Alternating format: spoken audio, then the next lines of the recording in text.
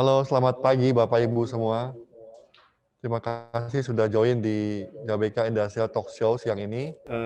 Hari ini kita sangat spesial ya karena ada satu topik yang menarik mengenai dokumen Digitization 4.0. Oke, Bapak Ibu semua, sangat senang kami semua bisa bertemu kembali di event ini. Tapi sebelum kita mulai, ada tim kami dari GBK Industrial Estate yang akan sedikit sharing di lapangan. Ini namanya Dahye. Silakan Dahye mungkin bisa sharing di lapangan secara live salah satu produk kita nih yang di GBK Industrial Estate. 자바베카 웨비나에 시청하신 여러분들, 현재 지금 자바베카 5공단에 있고요. 우리 새로 진 공단 앞에 있습니다. 자바베카 공단에 네 분이 있으시면 0813-8232-6868으로 김다혜로 문의하시길 바랍니다. For more information about Jabeka Industrial Estate, please do not hesitate to contact me through my number at 0812-8232-6868. Thank you. Oke, terima kasih. Jadi Bapak Ibu, ini kita ada sedikit opening dalam bahasa Korea karena kami akan blast juga ini di Korean community. Jadi kami harapkan dengan adanya webinar ini kan banyak Korean investor yang mungkin bisa menghubungi PGN.com juga.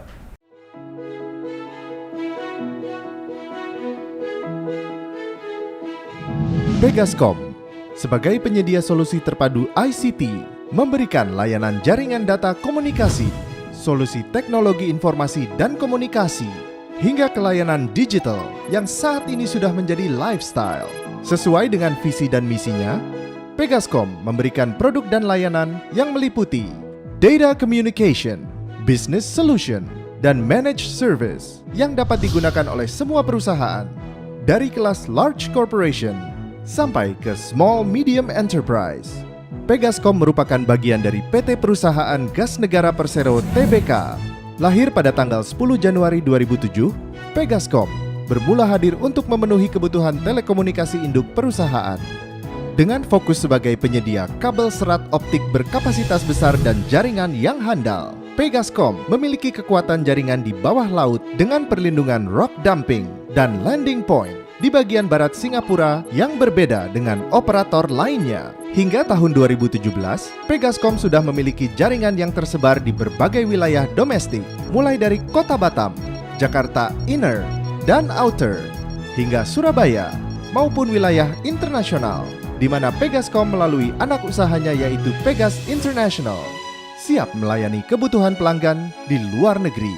Pegascom menyediakan berbagai produk service yang meliputi connectivity, layanan komunikasi data melalui kabel serat optik berkualitas tinggi, yaitu carrier connectivity dan corporate connectivity, global internet, layanan internet lengkap skala global dan korporasi yang mencakup kebutuhan pelanggan domestik maupun internasional, dan internet access yang disediakan melalui anak usahanya Gasnet.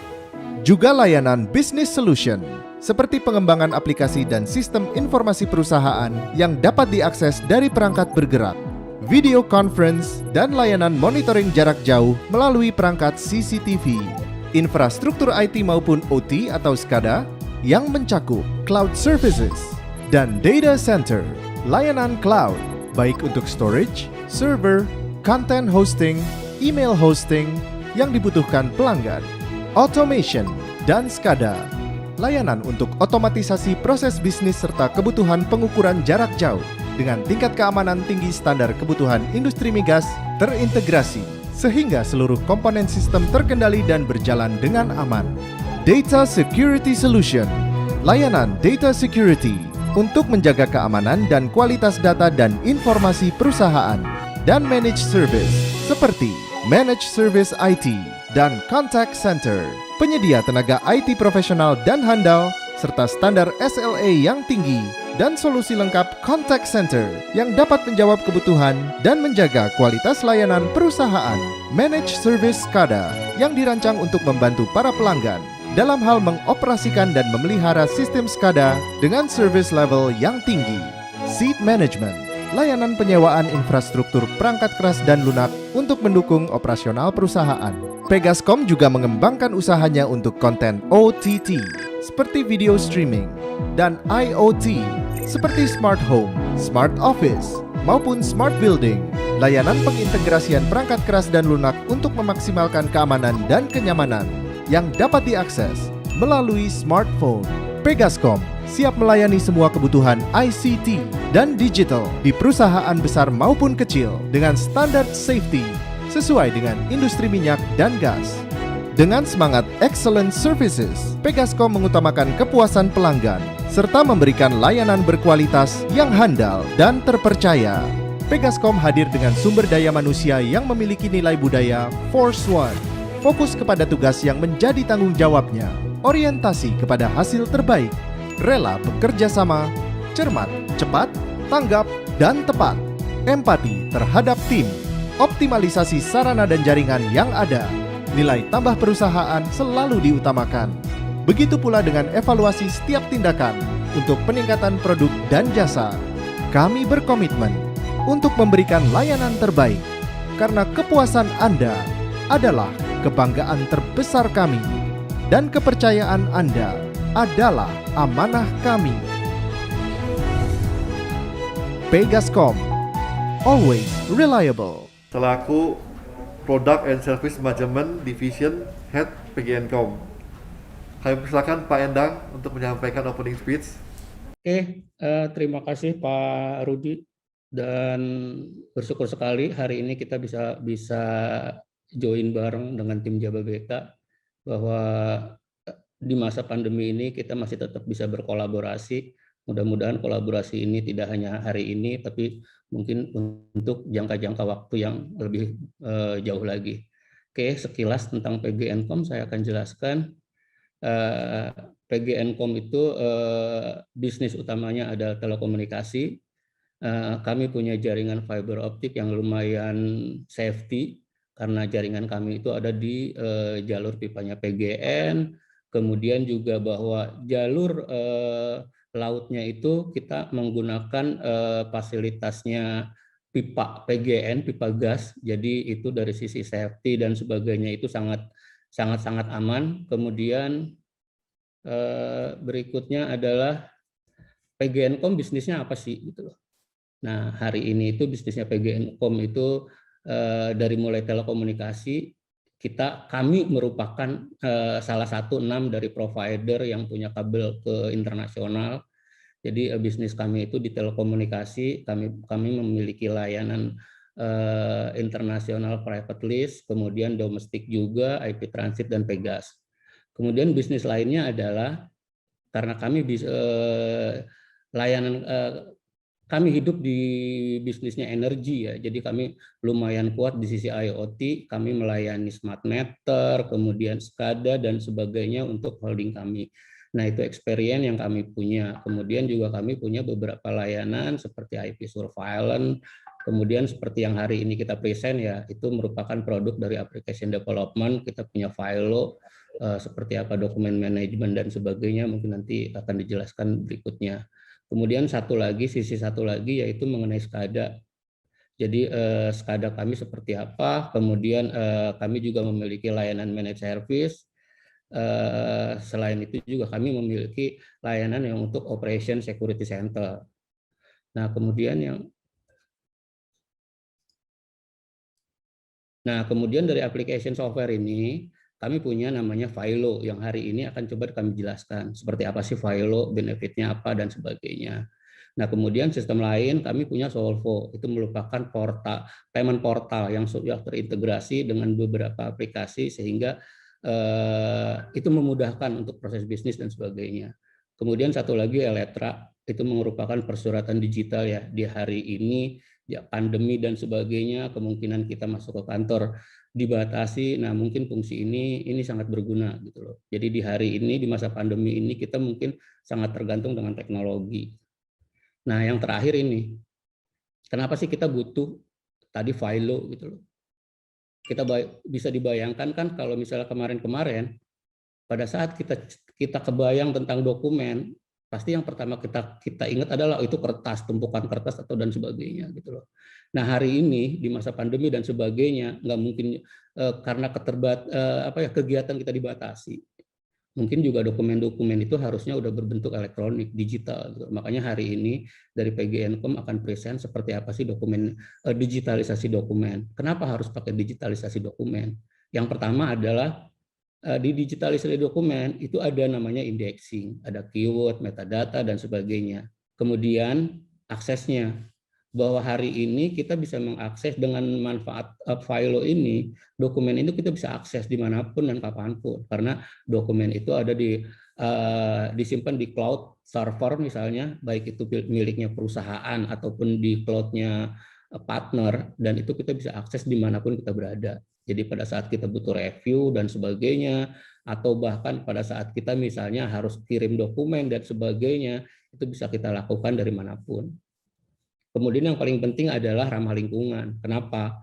Karena pada saat kita punya dokumen, kemudian dokumen itu kita duplikasi, kita bagi-bagi ke satuan kerja yang lain, itu pastinya butuh kertas dan sebagainya.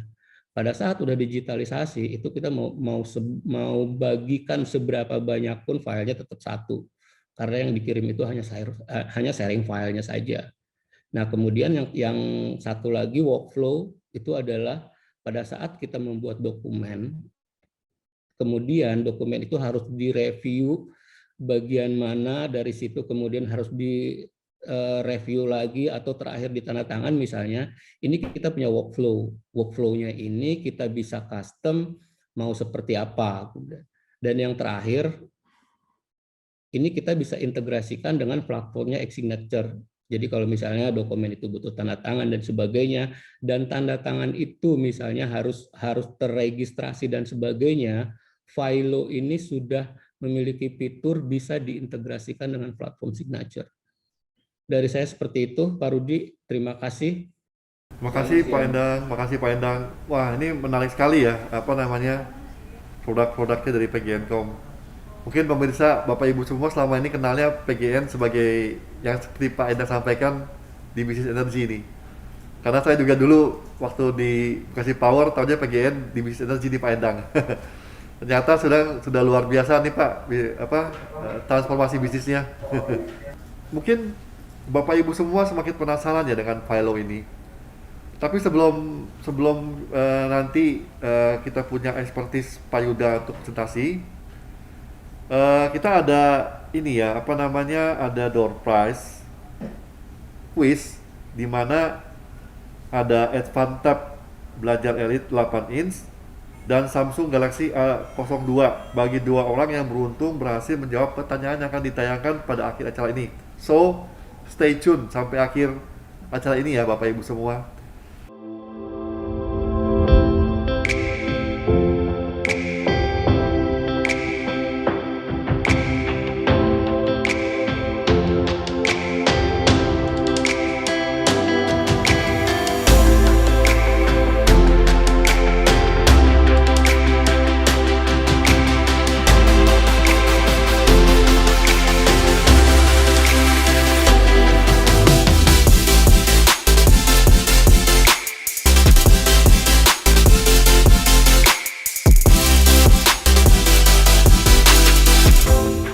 Untuk menjadi besar dan kuat membutuhkan kecepatan, kemudahan, keamanan. Pencapaian ilmu tertinggi adalah baru setengah dari yang bisa diandalkan. Terus belajar mencapai ilmu tertinggi. Solusi adalah PGNKOM. Situasi akan selalu berubah. Menjadi andalan adalah kualitas. PGNKOM, always reliable. Oke, mungkin kita tanpa berlama-lama lagi langsung kita akan mendengarkan penyampaian atau presentation dari Pak Yuda selaku tim dari PGNKOM ini yang akan menyampaikan produk yang paling handal dari Philo ini. Silakan Pak Yuda untuk menyampaikan produk presentationnya.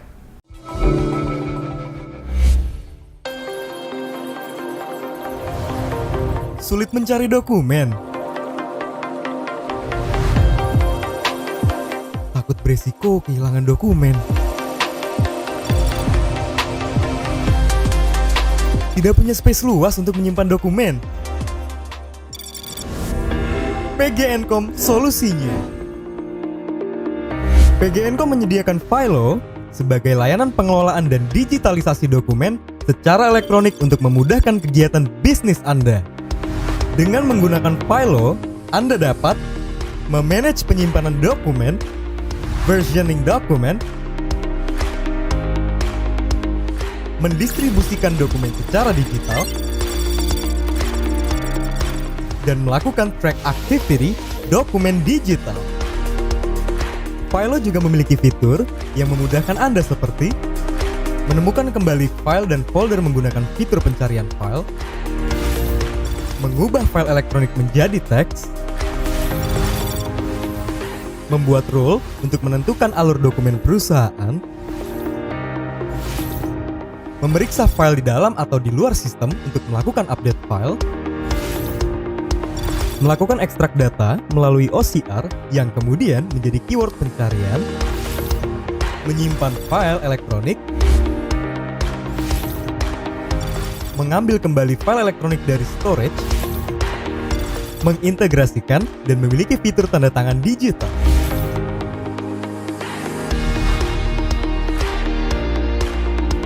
Filo, layanan aplikasi pengelolaan dokumen buat bisnis Anda semakin cepat dan tepat. Untuk pertanyaan seputar Filo, hubungi customer service kami di 0812 9608 6458.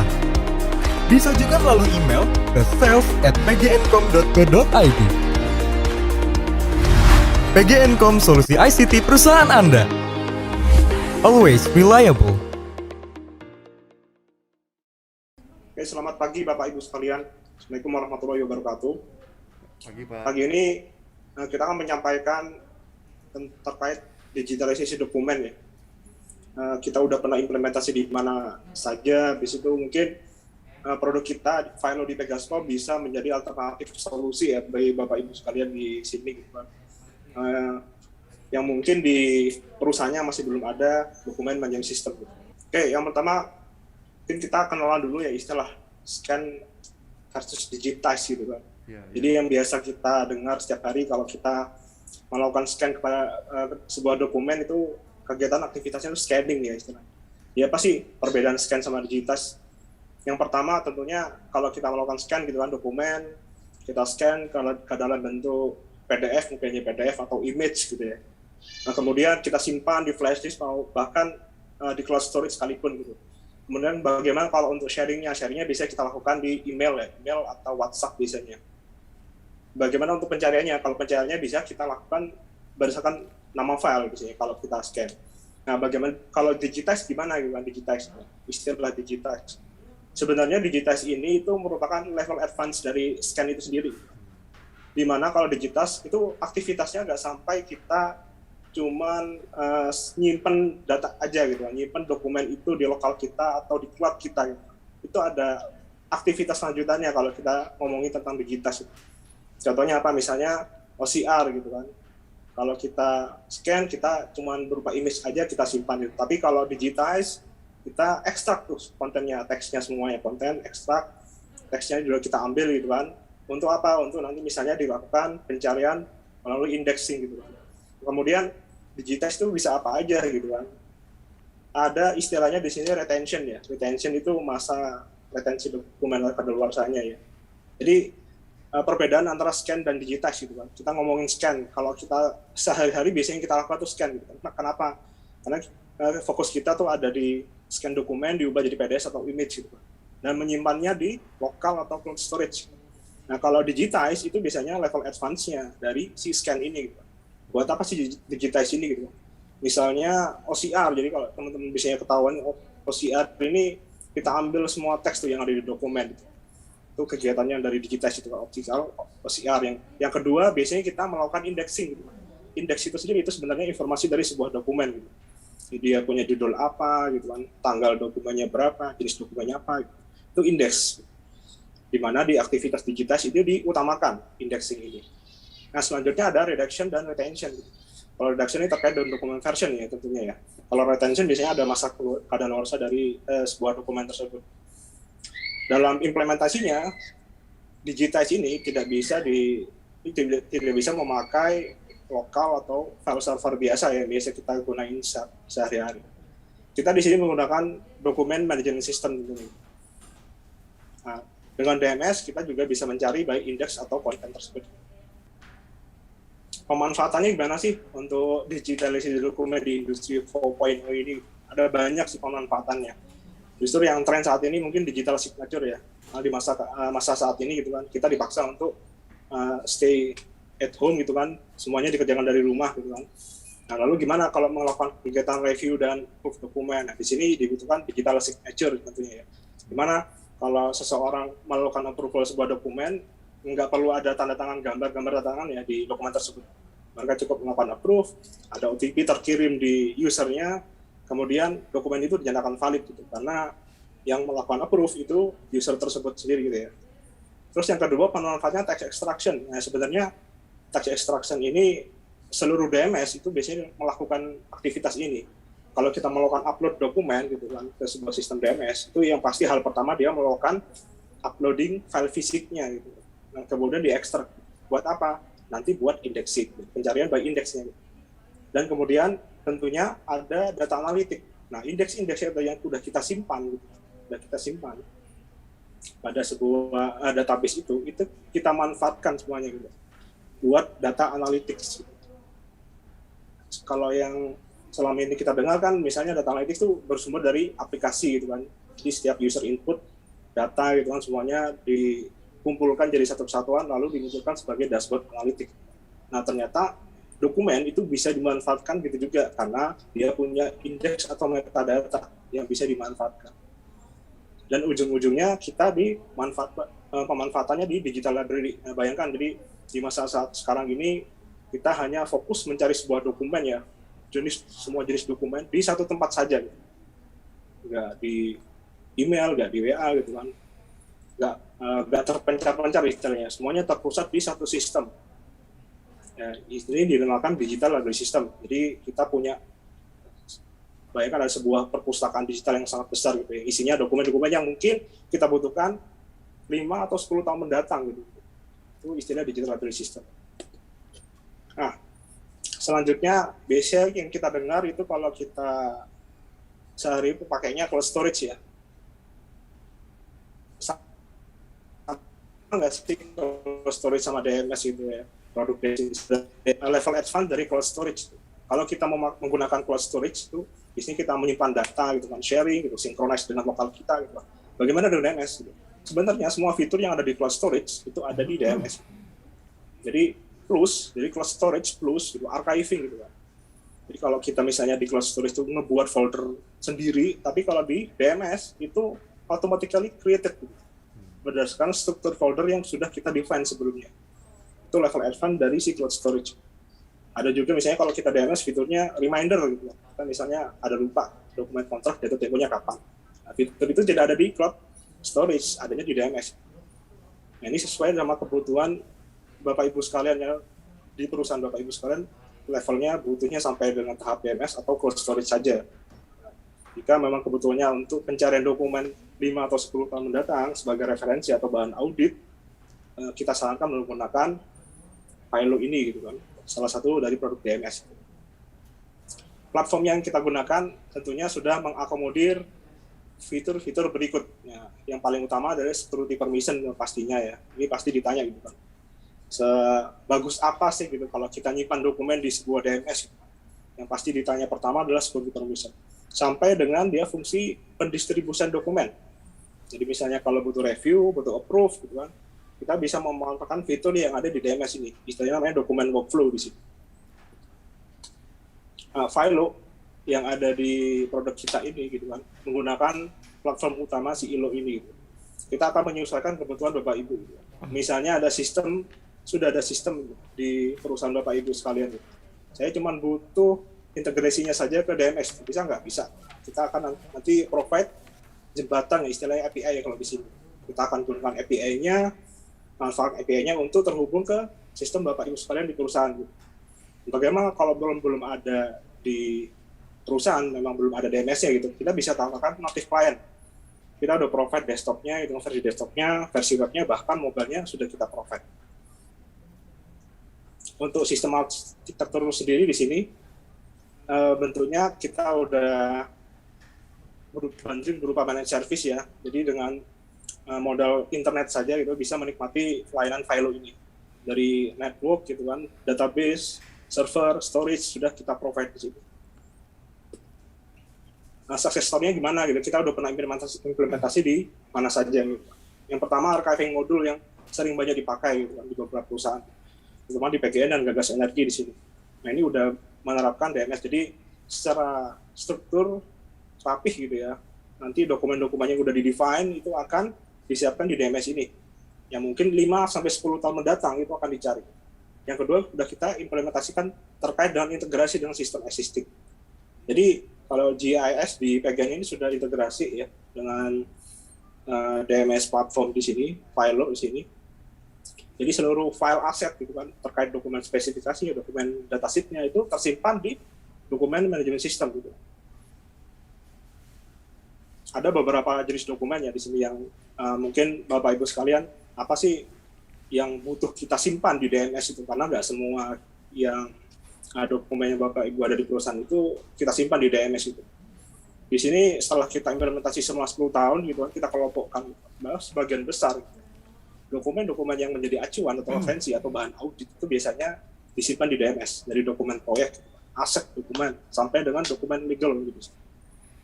Nah, dokumen perjanjian, dokumen pengadaan itu semuanya masuk di sini gitu. Sedangkan kalau kita bicara file server atau file share itu isinya pasti draft dokumen gitu kan, draft surat keluar, draft surat nota dinas gitu kan. Itu misalnya yang membedakan yang mana dokumen disimpan di file server, yang mana di dokumen disimpan di DMS. Nah, dengan beberapa latar belakang tersebut gitu kan, kita bisa tahu gitu.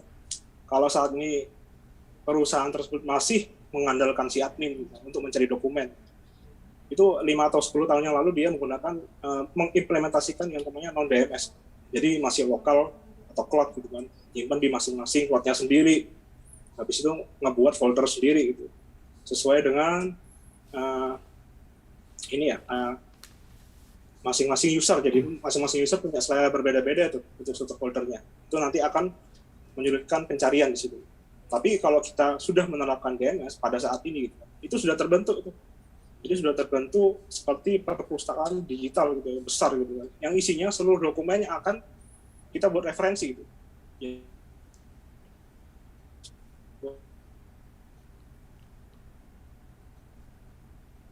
Sangat bisa di internet bisa akses gitu. Karena mereka 5 atau 10 tahun yang lalu sudah menerapkan namanya indexing gitu. Indexing atau keywording, bahkan automatic filling. Ini yang udah kita jelaskan sebelumnya bahwa folder itu tercreate otomatis sesuai dengan struktur folder yang udah kita definisikan sebelumnya gitu. Maka strukturnya semua seragam. Jika ada pegawai baru yang baru masuk itu nggak ada effort besar ya untuk nyari dokumen di sini. Tentunya di sini ada penurunan cost gitu kan, dari sisi apa aja sih gitu kan. Kalau kita implementasi DMS itu, pertama itu jelas storage ya, terkait dokumen duplication gitu. Pernah kebayang nggak sih misalnya ada satu pegawai yang nyimpan di lokal server satu gitu kan, habis itu nyimpan di file share lagi, ada nyimpan di lokal komputernya dia. Jadi selama beberapa tahun nggak kerasa gitu kan, tiba-tiba storage penuh di sebuah perusahaan tersebut. Nah itu biasanya ciri-ciri perusahaannya nggak nerapin DMS karena duplication font gitu kan, ditemukan di situ. Ada banyak dokumen yang sama. Nah, bayangkan banyak dokumen yang sama itu berapa mega setiap file dikali berapa. Yang kedua terkait human resource. Kalau saat ini masing-masing departemen atau divisi punya admin. Nah kalau menggunakan DMS kita butuh satu inputer saja admin. Kita pakai admin untuk input semua dokumen. Gimana aksesnya ya? Masing-masing user tersebut bisa akses menggunakan DMS. Terkait dengan time delivery juga nih. Karena sudah mudah menggunakan dokumen workflow gitu kan. Distribusi dokumennya langsung nih. Soft copy, langsung digital signature sampai ke pengambil keputusan. Karena sebuah diambil dari data analitik. Nah, berikut ini saya menyampaikan beberapa fitur saja. Sebenarnya ada banyak fitur ya di Philo ini. Ini beberapa saja yang akan saya demokan di sini. Mungkin nanti jadi bahan referensi. Oh ternyata dari beberapa fitur ini saya butuh nih. Kita butuh nih, perusahaan ini butuh untuk fitur yang ini. Gitu.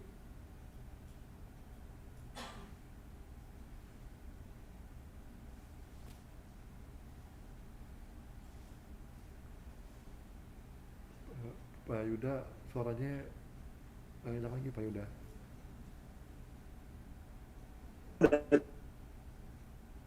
Archiving itu, archiving yang kita itu yang sudah saya jelaskan. Jadi kita akan memberikan informasi pada dokumen tersebut. Maaf, suara saya apakah terdengar? Masih? Sudah Pak, sekarang Pak.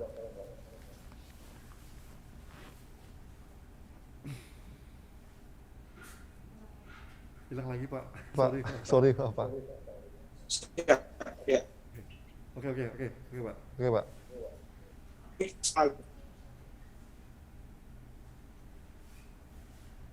Oke, setelah kita upload, kita beri indeks, gitu kan, dia akan pindah ke server, gitu. Yang tadi saya udah jelaskan sebelumnya, tidak ada create folder di DMS itu. Itu akan terbentuk sendiri sesuai dengan definisi sebelumnya. Gitu.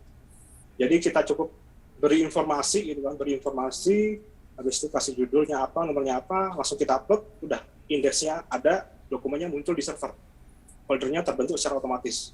Nah, itu keseragaman dari struktur folder itu terjaga. Itu archiving ya, terkait dengan archiving. Terus yang kedua, yang pasti yang paling banyak ditanyain terkait dengan security. Kalau di DMS itu security levelnya nggak cuma sampai folder saja, bahkan dokumen sampai level konten pun itu dijaga. Kita bisa demokan di sini. Kita mau kasih akses folder di prosedur operasi ya, folder bisa. Ini bisa kita lihat nih, yang bisa akses grup mana aja gitu. Bisa lihat, dia bisa ngapain aja, read sampai dengan delete. Kemudian di dokumen pun kita bisa lapisin. Dia bisa baca saja, kita hilang semua fiturnya. Gitu. Nah ini sampai level dokumen pun dia bisa kita setting gitu, kalau DMS gini. Ini untuk fitur kedua ya, terkait security permission. Gitu. Nah kemudian yang tidak kalah pentingnya ya, biasanya kalau kita di perusahaan besar gitu, sudah pasti ada yang namanya pelacakan dokumen gitu kan. Misalnya ada dokumen bocor gitu kan, ke pihak vendor atau pihak mana itu, bisa di-track nggak sih dokumen itu sudah pernah dilihat oleh siapa saja, pernah di-download oleh siapa saja, itu yang paling penting dari sini, yaitu audit trail. Nah, kita contohkan sebuah dokumen nomor 02 di sini. Nah, kita lihat nih, yang mengakses dokumen ini siapa aja gitu kan. Nah, kemudian si user ini ngapain aja ke folder ini. Nah, ini terrecord sih, istilahnya audit trail ya.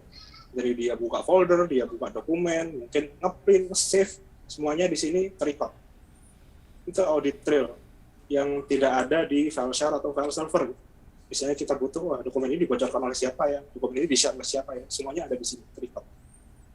Itu terkait dengan audit trail. Nah, fungsi berikutnya, itu ada dokumen version atau redaction di sini. Jadi, kalau kita terbiasa kerja di project atau pekerjaan tertentu, pasti ada editing, dia naik versi. Gimana kalau kita nggak mau versi sebelumnya itu terhapus? Nah, kita bisa memanfaatkan namanya dokumen version. Bahkan, misalnya kalau versi terbaru itu salah, kita bisa melakukan rollback, kembali ke versi awal. Ini saya coba contohkan, ada satu dokumen di sini.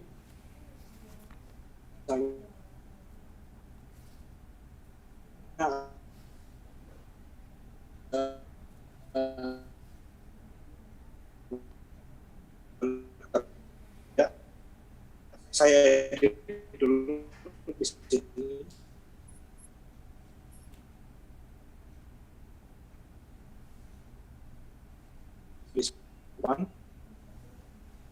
Refresh. Klik OK. Nah, kemudian di sini yang tampil di repository adalah versi terbaru. Jadi kita bisa cek di dokumen versi jadi ada 2 versi, dan kedua versi tersebut bisa kita compare. Perubahannya di mana sih? Oke, kita compare. Bahkan kita bisa rollback ke versi sebelumnya. Kita nggak mau versi yang baru muncul, versi yang sebelumnya saja. Oke, kita tampilkan di sini versi sebelumnya. oh kita tidak mau lagi yang versi lama, versi baru, kita balikin lagi ke versi terbaru. Jadi di sini memang yang muncul adalah dokumen yang sudah di-approve oleh si adminnya gitu kan, yang mana muncul di user. Itu dokumen version. Annotation mark, ini fitur yang sangat penting ya, misalnya kalau kita terkait dengan dokumen-dokumen yang halamannya banyak sekali ya, ternyata ada beberapa poin yang harus difokusin nih, misalnya nomor surat keputusan atau periode kontrak nih. Setelah dokumen itu ketemu, apa sih yang dicari? Oh iya, saya butuh periode kontraknya nih sampai berapa gitu. Ini kita bisa kita manfaatkan namanya annotation mark. Jadi kita contohkan di sini sebuah dokumen ada 3 halaman kalau kita cek. Yang halaman pertama mengandung nomor surat keputusan. Kita kasih tanda warna kuning di sini. Marking warna kuning gitu di sini. Kemudian di halaman 3 ada periode kontrak, informasi di sini. Kita kasih tanda warna hijau. Nah, ketika kita menemukan sebuah dokumen, jadi poin yang pertama dicari apa sih dari teman-teman, misalnya dari Bapak Ibu sekalian, oh ternyata saya mau nyari nomor surat keputusan di mana gitu ya. Oke, kita patokannya warna kuning untuk nomor surat keputusan. Untuk periode kontrak yang mana gitu. Jadi dia langsung di pointing ke halamannya gitu. Nggak perlu nyari per halaman lagi, karena kita udah kasih tanda di situ bahwa periode kontrak itu ada di halaman sekian. Itu annotation mark sudah implementasinya. Nah ini tadi yang saya bilang itu di awal, kita nggak hanya bisa cari cuman file name-nya saja, karena indeks sudah kita simpan judulnya apa gitu kan, termasuk kategori mana, dia disimpan masuk kategori divisi mana gitu. Itu udah kita simpan semua. Kita contohkan di sini pencarian by index misalnya gitu. Kita cari by keyword sini atau istilahnya by keyword lah di sini. Kemudian saya pengen nyari ya di divisi saya nih, semua dokumen yang di divisi saya. Kemudian jenisnya apa yang saya cari? Munculkan prosedur operasi yang ada di divisi saya, semuanya muncul. Itu pencarian by index di sini. Nah, jadi nyari dokumen sesuai dengan indeks yang kita simpan tadi. Nah, ini yang tadi kegunaan. Kenapa sih kita butuh keywording atau indexing gitu? Kita bisa pointing ke tree-nya. Ini pencarian gitu kan, pencarian by index. Ada fitur lagi terkait misalnya link ya, link, reference, dan attachment. Kalau link ini biasanya ada dokumen terkait dengan dokumen B. Ini dokumen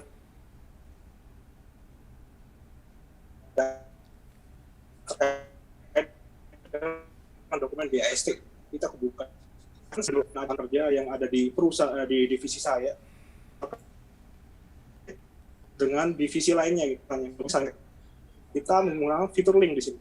Fitur link kita manfaatkan, kemudian pilih dokumen yang terkait yang mana. Oke, setelah itu kita add. Nah, di sini bisa kita lihat ya di bagian bawah ada tombol warna hijau. Kita klik di situ bahwa dokumen ini terkait nih dengan dokumen lainnya gitu. Sehingga ketika kita ketemu sebuah dokumen, kita nggak perlu nyari dokumen lainnya karena memang langsung diacu ke dokumen tersebut. Langsung di pointing ke dokumen tersebut. Ini fungsi dari link dokumen. Nah, kemudian di sini ada fungsi ini ya, istilahnya terkait sama reference dokumen ya. Jadi kalau Bapak Ibu lihat di layar gitu, kita punya dokumen yang isinya sama ya, jadi ada 3 baris gitu. Masih dokumennya beda, novelnya beda, kita cek isinya sama. Bisa nggak sih kalau kita upload gitu? Seharusnya kan dia lolos aja, memang novelnya ada kalau di file share atau file server ya kalau kita manfaatin sini. Ini coba indeks lagi, kita kasih indeks yang sama gitu kan misalnya. Kemudian kita pilih direktorat lagi.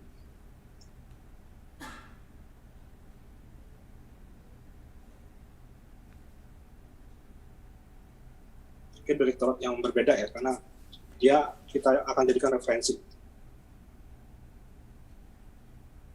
Oke, kita taruh di direktorat corporate division corporate. Nah, di sini akan muncul ya, file ini pernah ada, apa yang akan kamu lakukan gitu kan, nge-file lagi, duplikat gitu kan, atau ngebuat referensi. Saran saya sih referensi saja. Karena memang dokumen aslinya itu sebenarnya sudah ada di server. Cuman sebagai bahan acuan, kita jadikan referensi. Nah, kita lihat bedanya di sini ya. Isinya sama. Nah, cuman kalau yang tadi terakhir di-upload itu ada tanda kayak shortcut gitu. Shortcut di sebelah kiri bawah ikonnya, bahwa dokumen tersebut dokumen referensi. Itu istilah dari referensi dokumen. Kemudian di sini yang penting dokumen workflow ya, terkait dengan distribusi dokumen. Sampai sih yang saat ini nggak butuh review sama approve dokumen di saat kita kerja dari rumah gitu misalnya. Nah, misalnya kalau sudah ada yang untuk surat keluar atau surat masuk, di sini solusi misalnya untuk review dokumen yang sifatnya misalnya dokumen perjanjian gitu, dokumen kontrak itu kan butuh direview juga tuh. Gimana caranya? Ya bisa memanfaatkan DMS ini gitu. Nah, kita contohkan sebuah dokumen gitu. Sebuah dokumen kita butuh direview atau di-approve oleh atasan kita gitu. Ya, fungsinya di sini adalah workflow. Nah, kita buat workflow-nya gitu. Nah, di sini kita udah sediakan ya contoh dari workflow tersebut bahwa ada yang review, kemudian ada yang approve di sini. Nah, kemudian kita beri nama di sini, nama workflow-nya apa gitu. Nah, jadi dengan menggunakan fitur ini gitu, kita bisa menyampaikan dokumen tersebut ke atasan kita gitu, bahwa dokumen ini butuh direview. Ini bisa kita checking juga, udah sampai mana sih dokumennya direview, bisa kita cek juga.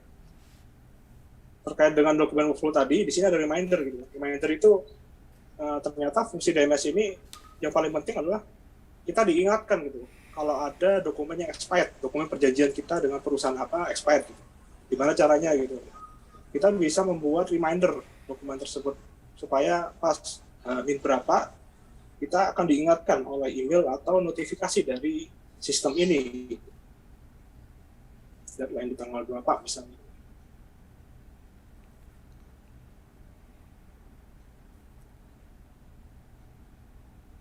Oke, nantinya sama seperti workflow ya, akan dimasuk dia notifnya di task. Ada workflow masuk, ada reminder masuk. Itu fungsi dari reminder. Bagaimana kalau kita ingin berdiskusi dengan teman selevel kita gitu kan tentang sebuah dokumen gitu. Nah, mungkin kita ngebahas di WA, mungkin kita ngebahas di email gitu kan, bahkan di tips. Nah, di file itu sendiri gitu kan ada fitur namanya collaboration, sama kayak sosial media ya pada umumnya. Kita bisa saling ngobrol di sini, diskusi ya. Kita mau ngobrol sama siapa tentang sebuah dokumen, jadi kita review bareng-bareng dokumen tersebut. Jadi misalnya saya akan berbincang dengan siapa, cukup membuat posting di sini gitu kan, pada dokumen terkait tentunya. Itu bisa dilakukan untuk fitur kolaborasi ini. Ya, sama kayak di Twitter atau Facebook ya istilahnya, posting gitu. Bagaimana kalau dokumen yang kita punya itu sudah banyak jumlahnya gitu.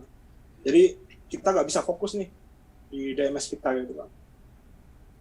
Saya mau fokusnya ke prosedur operasi atau PO yang ada di divisi saya aja buat saya review. Itu bisa kita buat jalan pintas, isinya shortcut.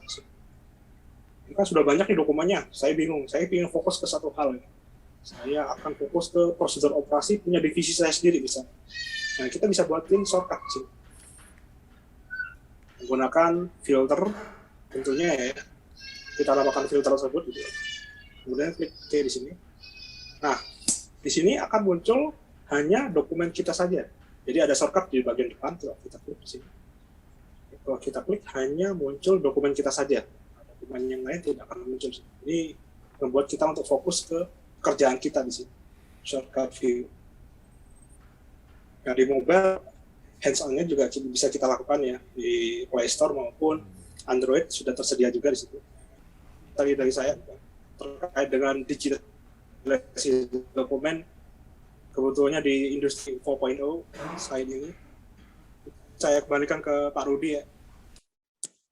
Terima kasih Pak, selamat siang.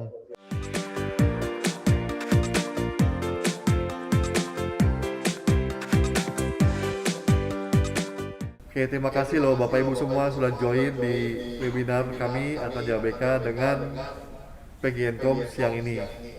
Terima kasih atas segala supportnya.